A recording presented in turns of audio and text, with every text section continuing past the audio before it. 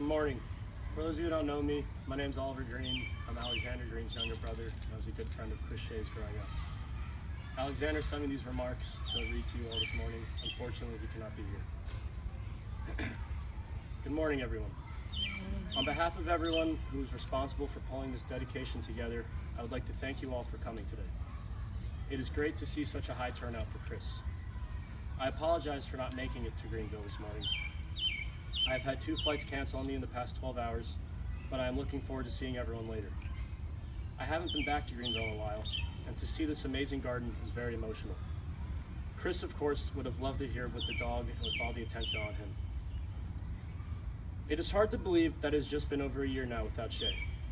In some respects, it feels like he was with us just only days ago, just being the fun guy that he was. Shea will always be remembered as that one guy, who was always beyond excited to see his friends. I think that this memorial cannot better epitomize Shea's personality, as it is a place where young kids can run around and simply have fun. This is just how Shea and all of our friends spent the majority of our childhood, right here at GreenVale, enjoying each other's company.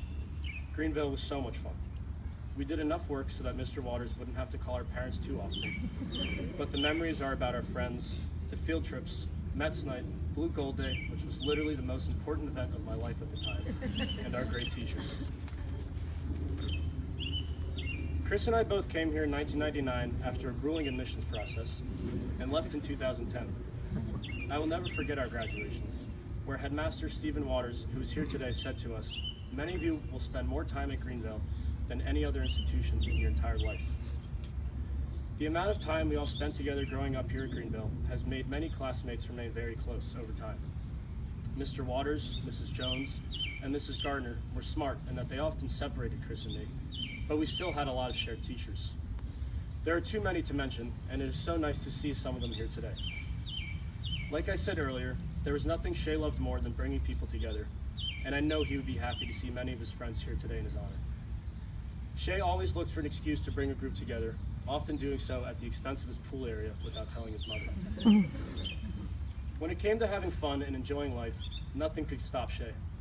One summer in New York City, following a concert, I received a text from a close friend of ours asking when he should come to my apartment for the party. I, of course, told this friend that no party was happening at my apartment. But minutes later, I received word that Shea had gone up to dozens of our friends at this concert, telling them I was having a party afterwards. Since Shea spread the word, many people inevitably showed up, and he couldn't have been happier. I, on the other hand, thought that my mom might send me to juvenile hall. For this reason, it was really hard to get mad at Chris. Oops, sorry. The only fight I can remember with Chris was when we were sophomores at Episcopal High School. A long story short, I lent Shea $20 to buy pizza, assuming he would pay me back the following day. When I asked him for my money back the next day, Shea told me that he would not be reimbursing me since he had given me food over the course of the year that he thought equated to $20.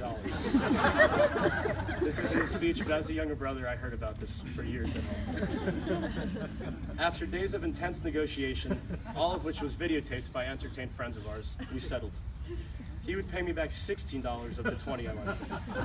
The only problem, however, was that he had spent all of his money that month on food, so I still hold him to that payment.